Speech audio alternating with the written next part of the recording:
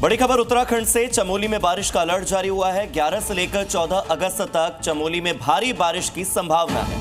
3 दिनों तक सतर्क रहने की अपील की गई। काफी अगर आपको परेशानी हो रही है और बाहर निकलना आपकी मजबूरी ही है तो ही आप घर से बाहर निकलें, ये भी चेतावनी दी गई है। अगर मजबूरी ना हो, जरूरी ना हो, आप घर से बाहर ना निकलें।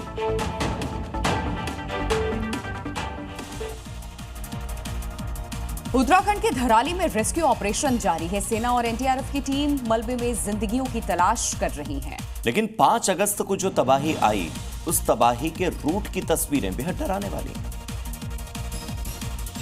और उसे खौफनाक कहानी को बयां कर रही ये 2 तस्वीरें हैं, जिसके जरिए आप समझ सकते हैं कैसे 34 सेकंड में 101 घर तबाह हो गए। 10 मीटर की चौड़ी नदी पहाड़ों से आए मलबे की वजह से 30 मीटर चौड़ी हो गई।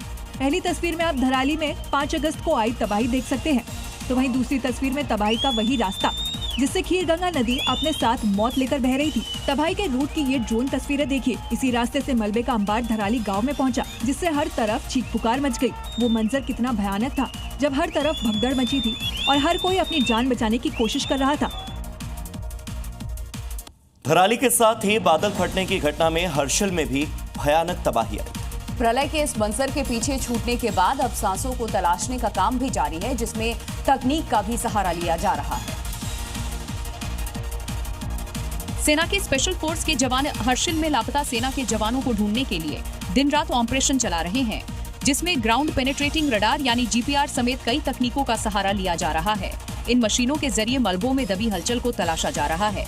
हादसे के बाद से छावनी से 9 जवान लापता हैं, जिन्हें ढूंढने के लिए सघन तलाशी अभियान चल रहा है। पॉइंट्स मार्क कर लिए हैं कि हमें किन किन जगहों पे इन रडार्स के बाद डिगिंग करने की ज़रूरत है। डॉग स्क्वाड्स ने हमें ये लोकेशन सबसे पहले दी है। अब जिंदगी बचने की उम्मीद तो कम ही है, लेकिन सेना अब भी नाउम्मीद नहीं है।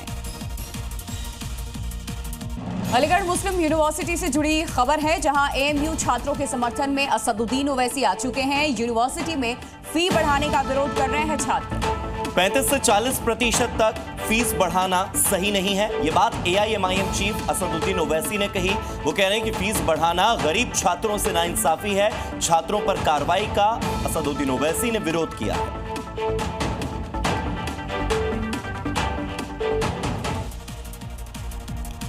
धराली से हर दिन हैरान करने वाली तस्वीरें सामने आ रही हैं। आपदा के बीच से जी न्यूज लेकर आया है अब एक और तबाही का मंजर। ये तस्वीर आपके रोंगटे खड़े कर देगी। जी न्यूज की टीम लगातार ग्राउंड पर पहुंचकर हर अपडेट आप तक पहुंचा रही है। रिपोर्ट देखिए।